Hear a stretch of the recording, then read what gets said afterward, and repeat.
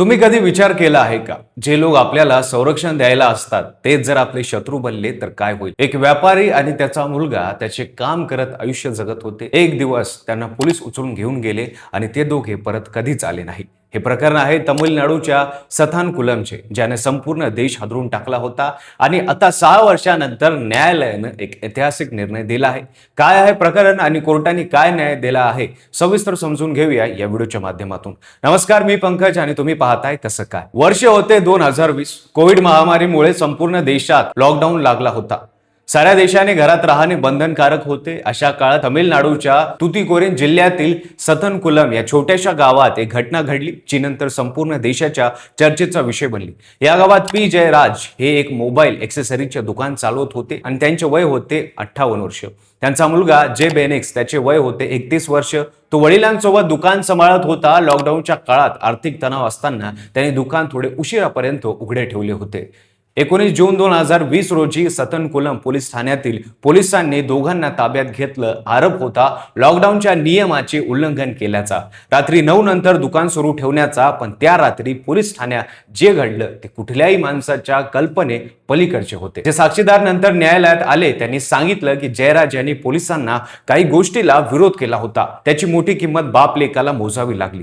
रात्रभर दोघांना पोलीस ठाण्यात बेदम मारहाण करण्यात आली. लाठा, काठ्या आणि जे काय हातात लागेल त्यांनी मारहाण झाली. एका महिला हवालदाराने नंतर कोर्टात सांगितलं की पोलीस ठाण्यातील टेबलावर आणि लाठ्यांवर रक्ताचे डाग आढळले होते. अखेर रात्र हा अत्याचार सुरू राहिला होता. 20 जून रोजी सकाळी दोघांना कोविलपट्टी सरकारी रुग्णालयात नेण्यात आलं. शरीरावर जखमांचे ओरखडे, अतिरक्तस्राव. तिथे एका डॉक्टरांनी त्यांना फिटनेस सर्टिफिकेट दिले. त्यांना कोर्टात मॅजिस्ट्रेट समोर हजर केलं. मॅजिस्ट्रेटने त्यांची प्रत्यक्ष तपासणी न करता त्यांना न्यायालयीन कोठडीत पाठवले. सथनकुल पासून 100 किलोमीटर दूर असलेल्या कोविलपट्टी सब जेलमध्ये वकिलांना त्यांना भेटण्याची परवानगीही नव्हती. आणि मग संपूर्ण देशाला हादरणारी बातमी आली. 22 जून रोजी बेनिक्सचा मृत्यू झाला.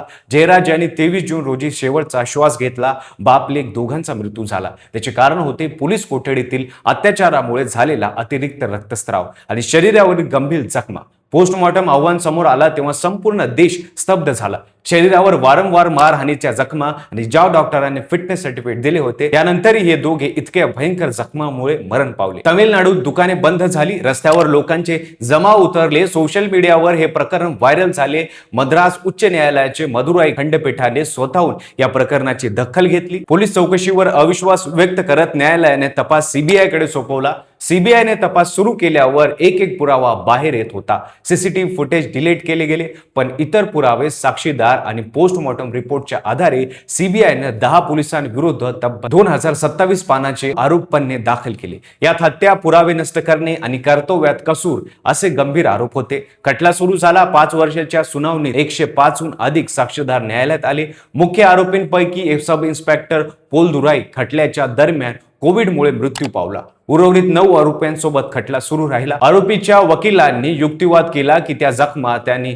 स्वतः केलेल्या होत्या आणि जयराज त्यांना जुन्या हृदयरोगाचा आजार होता. पण न्यायालयाने हे सगळे युक्तिवाद फेटाळून लावले. पोस्टमॉर्टम रिपोर्ट, फॉरेन्सिक रिपोर्ट आणि साक्षीदारांच्या जबाबांच्या आधारे न्यायालयाने निष्कर्ष काढला की दोन्ही मृत्यू पोलीस कोठडीतील अत्याचाराचा परिणाम आहे.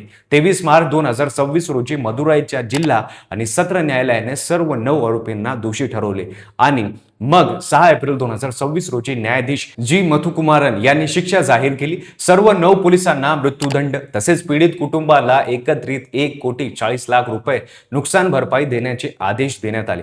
शिक्षा सुनावताना न्यायाधीश मुथुकुमारन यांनी सांगितले की हे प्रकरण रिअरेस्ट ऑफ द रिअर आहे. ज्या पोलिसांना कायदा आणि सुव्यवस्था राखण्याची जबाबदारी होती त्यांनीच हे कृत्य केलं. ज्या बापलेकांवर यापूर्वी कधीही कुठलाही गुन्हा दाखल नव्हता त्यांना पोलिसांनी मृत्यूच्या दारापर्यंत ढकलले. दोषी ठरलेल्या 9 पोलिसांमध्ये निरीक्षक एस श्रीधर, उपनिरीक्षक पी रघु गणेश आणि के बालकृष्णन यांचा समावेश आहे. मुख्य हवालदार एस मुरुगन आणि एस समदुराई तसेच हवालदार M Mathuraj, S Cheladurai, X Thomas Francis आणि एस वेलमुथू या सर्वांना फाशीची शिक्षा सुनावण्यात आली आहे. हे प्रकरण इथे संपत नाही. हे प्रकरण आता उच्च न्यायालयात जाण्याची शक्यता आहे. मृत्यूदंडाच्या शिक्षेचा उच्च न्यायालयाची पुष्टी आवश्यक असते. त्यामुळे कायदेशीर लढाई अजून पुढे सुरू राहील. मात्र या निकालाने एक गोष्ट स्पष्ट झाली आहे. 6 वर्षाच्या लढाईनंतर, शेकडो साक्षीदारांच्या जबाबानंतर न्यायालयानं जयराज आणि बेनिक्सच्या कुटुंबाला जे न्याय मागत होता तो दिला. एक प्रश्न मात्र राहतो, जर हे प्रकरण एवढे मोठे झाले नसते, सोशल मीडियावर व्हायरल झाले नसते, उच्च न्यायालयाने स्वतःहून दखल घेतली नसती तर काय झाले असते? तर जयराज आणि बेनिक्स यांचा मृत्यू लॉकडाऊन नियम मोडल्यामुळे झालेला एक साधा मृत्यू बनला असता. त्या न्याय मिळवायला लागलेली 6 वर्ष हे सांगतात की न्याय मिळवायचा असेल तर आजही खूप वर्ष लढाई करण्याची तयारी ठेवावी लागते. तुम्हाला या प्रकरणाबद्दल काय वाटतं कमेंटमध्ये नक्की सांगा. व्हिडिओ आवडला असेल तर लाईक करा, चॅनलवर नवीन असल्यास चॅनल सबस्क्राईब करा आणि बेल आयकॉनला दाबायला विसरू नका आणि पाहत राहा फक्त कसं काय.